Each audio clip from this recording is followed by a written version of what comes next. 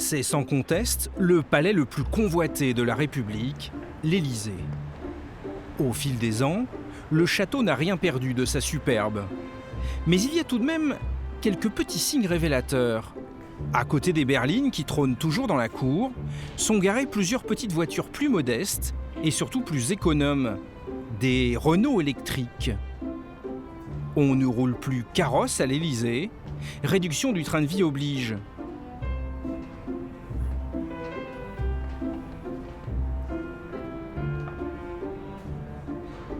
Et pour les réceptions, l'argenterie et le cristal sont toujours de sortie sous les ors de la République.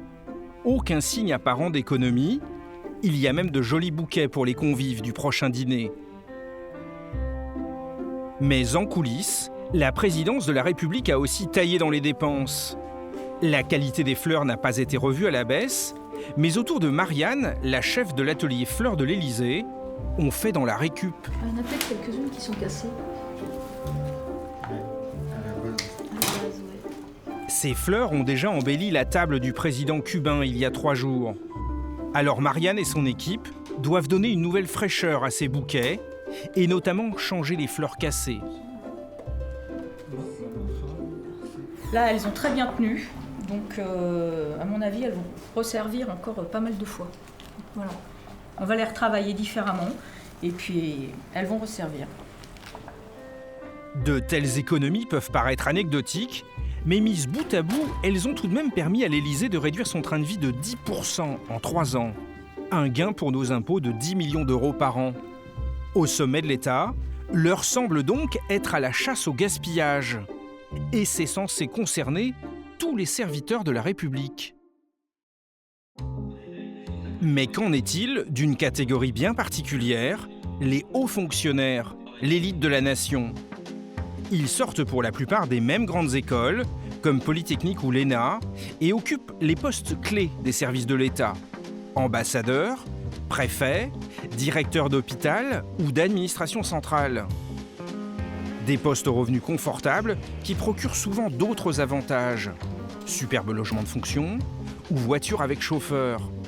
Ces avantages en nature sont-ils toujours justifiés ou bien s'agit-il de privilèges réservés à une aristocratie d'État ? Certains sont-ils tentés d'en abuser ? Dans ce milieu feutré, nous avons tenté de pousser quelques portes bien fermées. Il y a une faveur que l'État accorde à ses meilleurs agents, sans trop aimer l'afficher, leur fameux logement de fonction. À force d'insister, nous avons pu nous rendre dans l'un d'eux, à Aubonne, dans le Val d'Oise, à 2 pas de la trésorerie. Ce jour-là, il faisait froid et il pleuvait, un temps de circonstance pour cette opération porte ouverte. Bonjour monsieur, enchanté Laurent Lesage. Ce directeur départemental de l'immobilier de l'État était prêt ce jour-là à nous montrer un logement réservé à un trésorier. Le logement que vous allez visiter se situe au 1er étage. Là vous avez le petit balcon ainsi que la fenêtre ouverte. À première vue, ici, ce haut fonctionnaire est logé dans un immeuble modeste. L'accès se fait par l'escalier, comme je vous l'indiquais. Et si notre interlocuteur nous invite à le suivre à l'intérieur, c'est que le logement s'est vidé, le fonctionnaire a été muté. Il n'y a pas d'ascenseur. Il n'y a pas d'ascenseur dans ce petit collectif puisque c'est une des caractéristiques de l'immeuble. L'appartement a tout l'air d'un logement HLM. Je vous laisse entrer. Plutôt sobre et fonctionnel, un double séjour, 2 chambres très standards, une salle de bain désuète et une cuisine équipée certes, mais à la mode d'il y a 40 ans, car le message que ce fonctionnaire veut nous faire passer est clair. Nous n'avons pas la vocation à loger nos fonctionnaires dans des logements luxueux. C'est simplement un logement classique qui est bien équipé, vous l'avez vu, mais qui n'est pas particulier par rapport à ce que l'on peut voir sur le marché. Mais tous les fonctionnaires de catégorie supérieure ne sont pas logés à la même enseigne. Il y a une élite, quelques centaines de chanceux, qui connaît encore la vie de château. Voici l'un de ces privilégiés, logé, nourri et blanchi par l'État. Et il peut être fier de nous montrer son terrain de jeu. Une magnifique demeure de près de 600 mètres carrés. Il faut dire que ce chat appartient au sous-préfet de Molsheim en Alsace, Mohamed Sadallah. Et quand on est sous-préfet, on a à sa disposition une résidence entièrement meublée, avec des salons pour recevoir au nom de la République. Tout est gratuit pour le sous-préfet, y compris l'électricité et le chauffage. Mais même lui n'échappe pas à une règle qui vaut pour tous les citoyens. On est logé à titre gratuit. D'accord. Mais on paye des impôts puisque ça c'est forfaitisé, ce sont des avantages en nature qui sont intégrés dans le calcul des impôts. C'est agréable de vivre dans un lieu comme ça, j'imagine. Oui et non, oui et non. C'est agréable certes à la vue, mais c'est pas forcément fonctionnel. Monsieur le sous-préfet a une résidence trop grande pour lui. Il se sert surtout de la cuisine. C'est une pièce de vie, c'est là que la plupart du temps on passe avec mon épouse et ma fille, petit déjeuner, dîner, voilà. C'est plutôt la cuisine qui est la pièce à vivre. Oui. Comme chez tous les Français. Ouais, tout à fait, oui. Un logement de fonction aux frais de la République. Pendant longtemps, la plupart des très hauts fonctionnaires y avaient droit. Ça faisait partie des avantages du statut. Mais il y a de nouvelles règles, selon lesquelles seuls les personnels qui ont des gardes ou des astreintes peuvent en bénéficier. Et c'est bien sûr le cas d'un sous-préfet. Car il doit être toujours disponible. Il y a des contraintes en contrepartie, notamment la permanence de l'État, 24 heures sur 24. Pleine nuit, on peut être amené à partir sur le terrain pour gérer une catastrophe. Voilà. Donc c'est cette contrepartie qui est bien... Mais vous avez une nécessité de service absolu, mais rassurez-moi, le soir, vous pouvez aller au théâtre, au cinéma, et vous pouvez être de sortie. Oui, on peut le faire. Mais si on est appelé, comme il m'est déjà arrivé, en pleine séance d'un bon film ou d'une bonne pièce de théâtre, je suis obligé de partir. En 2014, le ministère du Budget avait émis l'objectif de réduire de 20% les logements de fonction réservés aux serviteurs de l'État. Toutes les administrations ont dû appliquer la règle, mais parfois certains s'accrochent à leurs privilèges. Surtout quand ils ont accès à un parc immobilier exceptionnel. C'est le cas de l'APHP, une grosse structure qui gère 39 hôpitaux publics en région parisienne et, on le sait moins, 8500 logements dans la capitale. Comme cet immeuble, avenue de Versailles dans le 16e, ou encore l'hôtel Scipion dans le 5e arrondissement. Ces immeubles sont destinés au personnel des hôpitaux publics parisiens, comme ici dans le 14e. Cet appartement de 140 mètres carrés vient de se libérer. Dans le quartier, une telle surface se loue autour de 4 000 € par mois. Mais pour un haut fonctionnaire qui a des gardes à l'hôpital, il peut l'avoir gratuitement au titre d'un logement de fonction. Et dans tout cet immeuble, il y en a 10 comme celui-ci. Ce que confirme ce responsable du logement de l'institution parisienne. Ça fait partie du patrimoine de la PHP. Vous êtes sûr qu'il n'y a pas d'anomalie, qu'il y a que des gens qui ont le droit d'habiter là En tous les cas, on essaye et on veille en tous les cas pour les nouvelles attributions, à ce que ça soit que des gens de la PHP qui emménagent en tout cas. Voilà. Pour en bénéficier, il faut travailler à la PHP. Et pour que ce soit gratuit, il faut respecter la nouvelle règle. Autrement dit, être de garde au moins 40 jours par an. Mais est-ce vraiment toujours le cas ? Nous sommes allés interroger la secrétaire générale de la PHP, Amélie Verdier. Pour elle, les logements de fonction sont bien attribués à ceux qui respectent le nouveau cadre réglementaire. Moi, je m'assure pour toutes les nouvelles décisions d'attribution, et on vérifie le stock régulièrement, que ce sont des personnes effectivement inscrites sur une liste de garde. Cela fait des années que la Cour des comptes dénonce des dérives dans les logements de fonction à la PHP. Une situation que la nouvelle direction essaie de corriger aujourd'hui. Alors pour tous ceux qui étaient logés gracieusement, sans raison valable, quel sort leur est désormais réservé ? Il y a tous les cas de figure. Il y a des gens qui sont restés, qui versent un loyer de marché. Il y a des gens qui sont restés et qui font des gardes, ce qu'ils ne faisaient pas nécessairement. Puis il y a des gens qui ont vendu leur logement. Ouais. En clair, elle nous explique que certains hauts fonctionnaires de l'APHP se sont mis à faire des gardes pour pouvoir conserver leur logement de fonction. Alors que, curieusement, jusque-là, ils n'avaient pas la nécessité d'en faire. Nous avons appelé des syndicalistes de l'APHP à ce sujet. Selon eux, ces gardes sont particulières. Moi, j'ai le sentiment qu'ils font des gardes qui sont très artificielles quand même. C'est plus qu'un sentiment.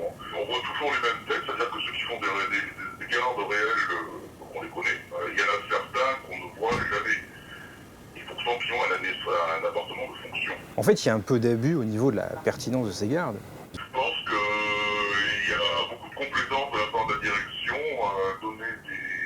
à construire des gardes qui n'ont pas lieu d'être. Mais ce sont des gardes que vous qualifieriez de sur-mesure pour que des gens puissent conserver un logement de fonction ? Absolument. De son côté, la PHP maintient que tous ces hauts fonctionnaires jouissant d'un logement de fonction effectuent bien leur garde réglementaire. Avec cette histoire, on comprend bien pourquoi ce n'est pas simple pour l'État de revenir sur de tels avantages acquis. Alors, comment tente-t-il de s'attaquer à un autre privilège, prisé depuis longtemps par les hauts fonctionnaires, les limousines avec chauffeur ? Ce soir-là, à l'aéroport de Strasbourg, on attend une personnalité. Les officiers de sécurité sont en poste. Le balai des limousines peut commencer. Car Laurent Fabius, le ministre des Affaires étrangères, était en visite au Parlement européen ce jour-là. Et il doit reprendre l'avion pour rentrer à Paris. Et c'est le préfet de la région qui le raccompagne. Dès qu'il y a un ministre sur son territoire, le préfet est mobilisé. C'est l'usage. Bon, monsieur le préfet, merci infiniment. Et puis, bon travail à vous. Au revoir, monsieur. Merci. Une fois le ministre dans l'avion, le préfet de région, Stéphane Fratacci, n'a pas terminé sa longue journée. Allez, merci, bonsoir. Merci, bonsoir, à très bientôt. Il rentre à son bureau, dans sa belle voiture, conduite par un chauffeur. Allez, merci.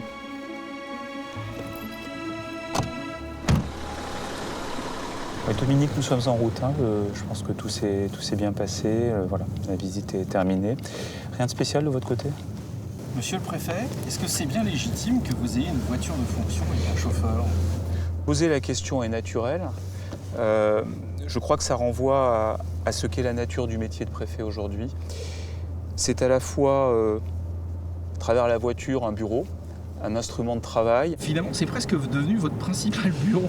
Je ne fais pas la comparaison, mais je pense que je passe plus de temps à travailler dans la voiture qu'à travailler dans un bureau d'ailleurs, parce que dans mon bureau, c'est presque plutôt le soir, tard en rentrant, que le reste de la journée.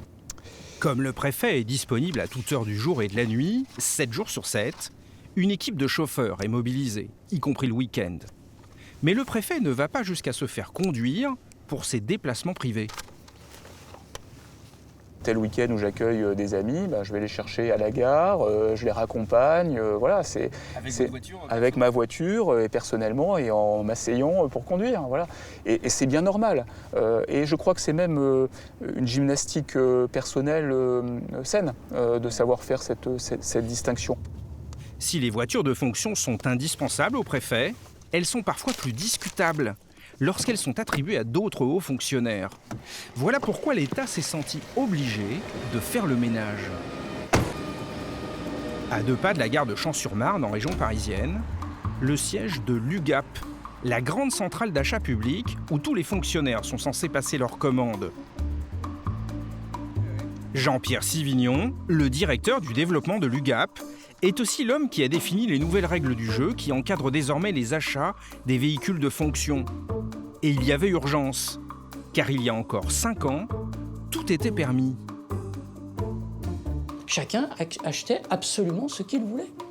Où il voulait, avec les options qu'il voulait, c'était open bar, comme on dit. Mais depuis, la nouvelle réglementation de février 2015 a introduit un plafond de dépenses maximales à respecter. Les préfets, par exemple, pour leur voiture, ont une enveloppe qui ne doit pas dépasser 30 500 €.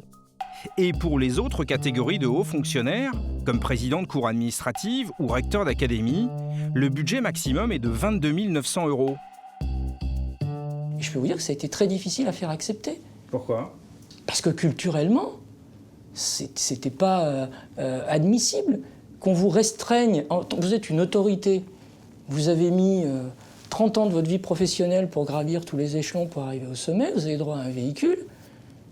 Alors, on va pas venir vous restreindre sur vos possibilités de choix. C'était un peu ça l'idée.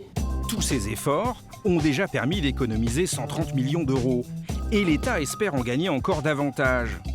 Et ça s'explique car avec l'UGAP, les tarifs des voitures sont négociés avec de fortes remises jusqu'à 40% selon les modèles.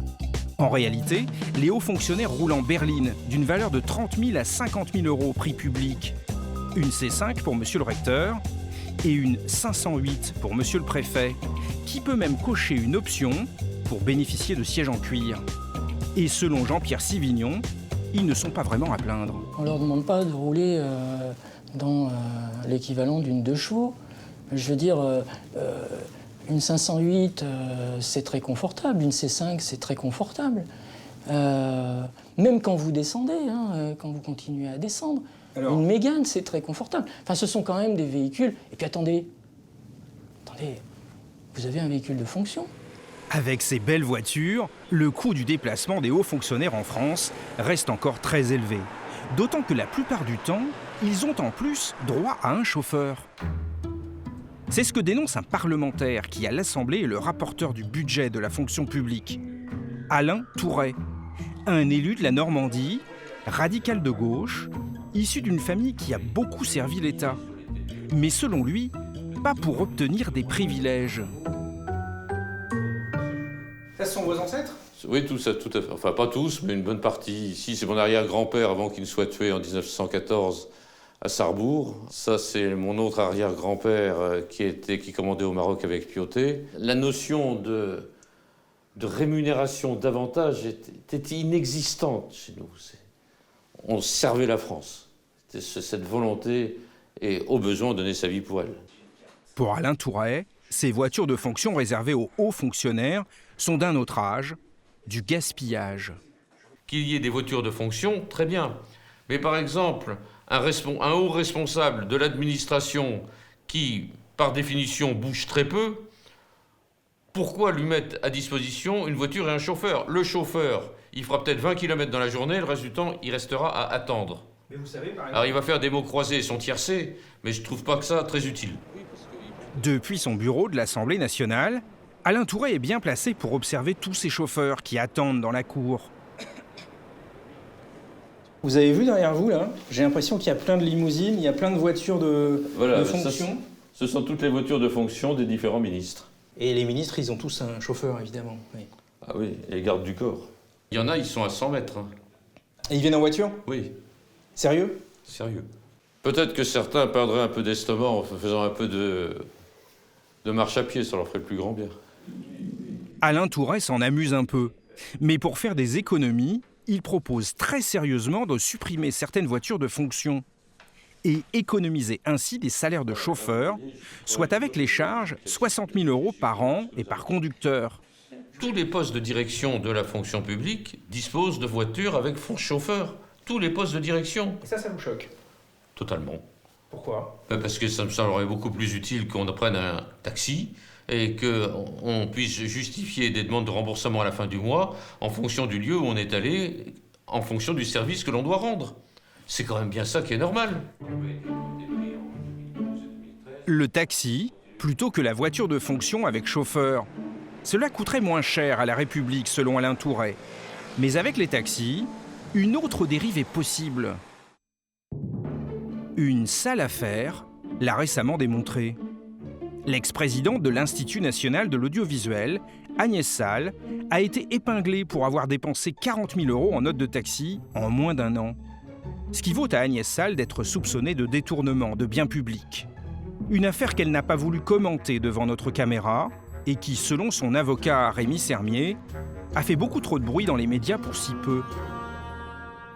C'est quelqu'un qui avait une voiture de fonction avec chauffeur, mais avec un chauffeur qui ne travaillait que 35 heures par semaine, alors que Agnès Salle travaillait 70 heures par semaine. Donc, par exemple, pour prendre un exemple tout simple, elle avait souvent des réunions dans l'après-midi, dans la soirée à Paris. Systématiquement, elle revenait à l'INA pour finir sa journée, si j'ose dire, éventuellement très tard, tous les jours. Donc, et elle rentrait ensuite chez elle.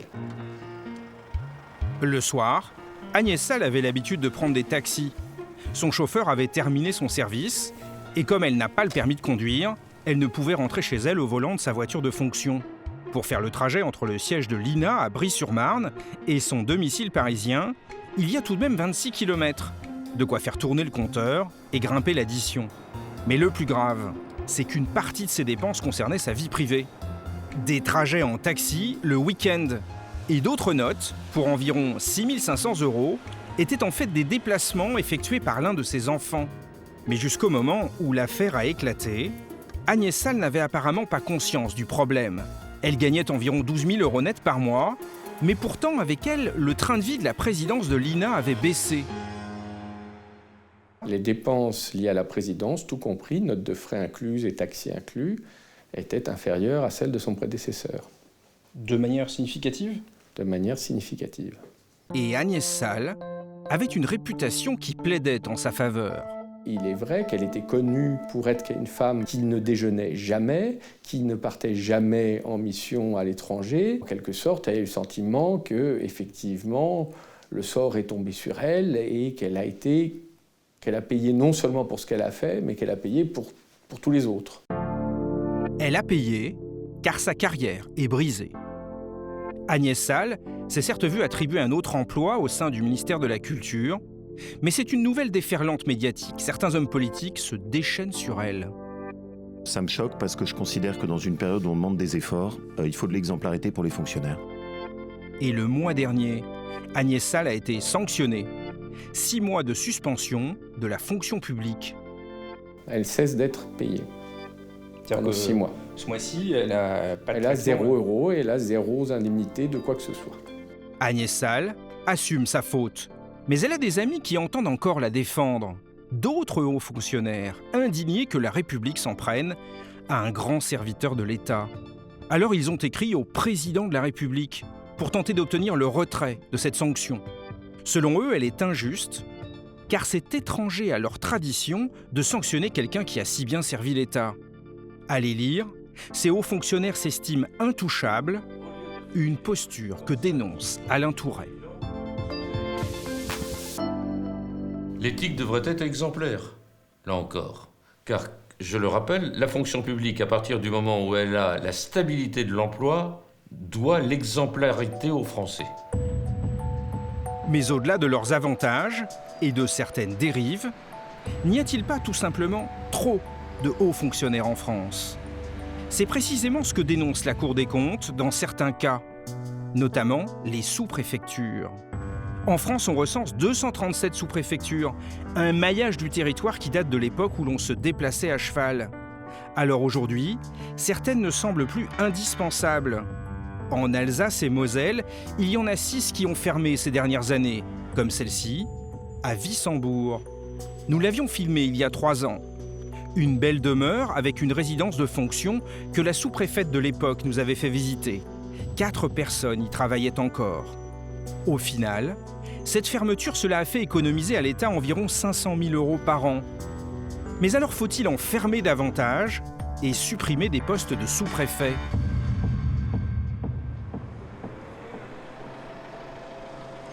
Pour se rendre au boulot le matin, le sous-préfet de Molsheim, Mohamed Sadallah, n'a pas besoin de sa voiture de fonction. 25 mètres seulement à parcourir entre sa résidence et la sous-préfecture. Bonjour monsieur le sous-préfet. Ça va et vous, merci. Mais dès que sa journée commence, c'est une succession de rendez-vous et de choses à régler. Ça va ? Car dans son secteur, tout passe entre ses mains. Aucune information importante ne doit lui échapper.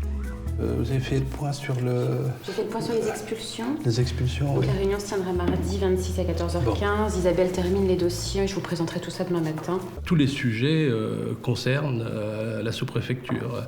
Alors, on a les sujets de notre corps de métier, la sécurité, l'économique, l'emploi, l'accompagnement des projets d'entreprise, l'environnement. Vous voyez, c'est tout le spectre d'intervention de l'État sur le territoire. C'est-à-dire que les 10 personnes qui sont ici ont de quoi s'occuper en général. Vous leur posez la question, je n'ai pas l'impression qu'ils ont du temps de détente, si je puis dire. Le temps de détente, ce n'est pas non plus au programme de monsieur le sous-préfet. Après ses réunions du matin, commence sa tournée du jour. Il s'est installé lui-même au volant de sa voiture de fonction. Le chauffeur, il ne le prend que pour les grandes occasions. Arpenter le terrain, C'est aujourd'hui là qu'il estime être devenu le plus utile. Les maires apprécient beaucoup que le sous-préfet vienne les voir. C'est comme ça qu'on sent le territoire. Car dans son arrondissement, les maires comptent sur lui pour débloquer des situations complexes. Le sous-préfet a choisi de tenir permanence dans une maison de service public. Et à chaque fois, c'est un défilé pour le rencontrer. À très bientôt, monsieur le maire. Car pour tous ces petits maires, un peu perdus dans le dédale administratif, il est leur guide. Ça y est, j'ai plein les poches. C'est vrai, il vous a donné les sous? Oui. Mais monsieur le sous-préfet de Molsheim, quand il promet quelque chose, il tient ses promesses.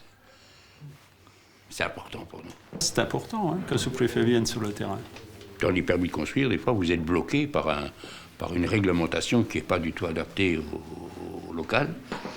Eh ben, un gars comme monsieur le sous-préfet là de Molsheim, je peux vous dire, il fait tout pour nous aider à débloquer la situation. Ici, le sous-préfet a son fan club. L'action du représentant de l'État leur paraît indispensable. Pas question de le supprimer. Ici, par exemple, on ferait peut-être 500 000 € d'économie si on vous supprimait votre sous-préfecture. Oui, bon, alors, je sais pas, les Bretons, c'est les bonnets roses actuellement. Oui. Alors, nous, on mettra sûrement des bonnets verts, puisqu'on est dans la forêt. Ou noir, et on ne se laissera pas faire, quoi. Ça, je peux vous le dire. Fermer des sous-préfectures, partout sur le territoire, cela ne va pas de soi, même si l'économie a été estimée à 250 millions d'euros. Mais l'État compte sur une autre solution pour réduire le nombre de ces hauts fonctionnaires en France.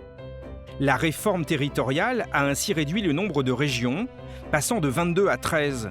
Plusieurs d'entre elles ont fusionné. Dans l'Est de la France, par exemple, 3 régions, la Lorraine, la Champagne-Ardenne et l'Alsace, ont été rassemblées pour n'en former plus qu'une seule, bien plus grande. Et à Strasbourg, à la préfecture de la nouvelle région, il a bien fallu s'adapter.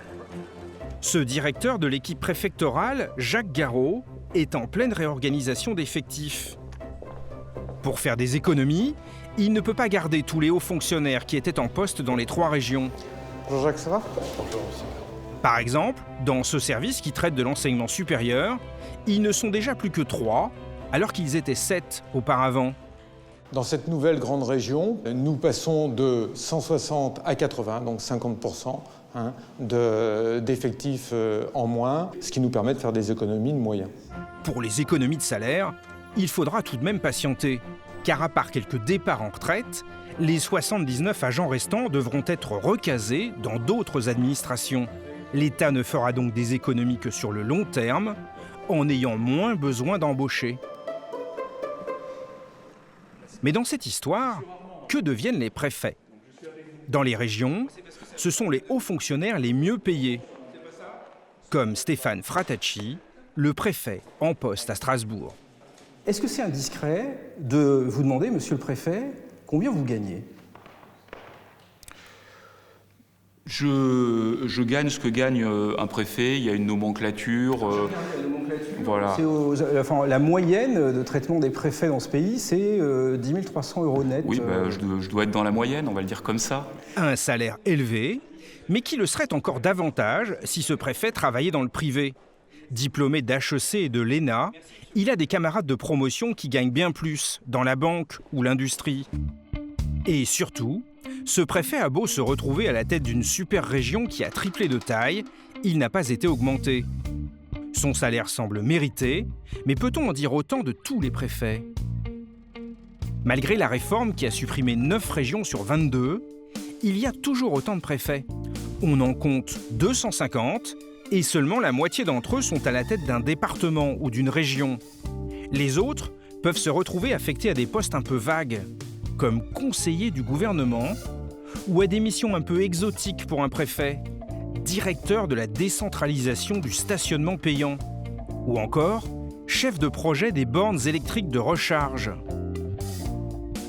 Une situation qui en étonne plus d'un, à commencer par le député Alain Touret. Quand un préfet est nommé dans une préfecture et que le gouvernement décide de lui donner une nouvelle affectation, en général, soit il le met hors cadre, soit il le met à disposition du gouvernement, Et à partir de ce moment-là, en réalité, il ne fait pas grand-chose, pour ne pas dire rien, pendant tout un certain nombre de mois ou d'années. C'est tout le problème des hauts fonctionnaires en France. Comme leur emploi est garanti à vie, l'État continue à les payer, même s'ils ne servent plus à grand-chose. Ou pire, lorsqu'ils ont commis une faute.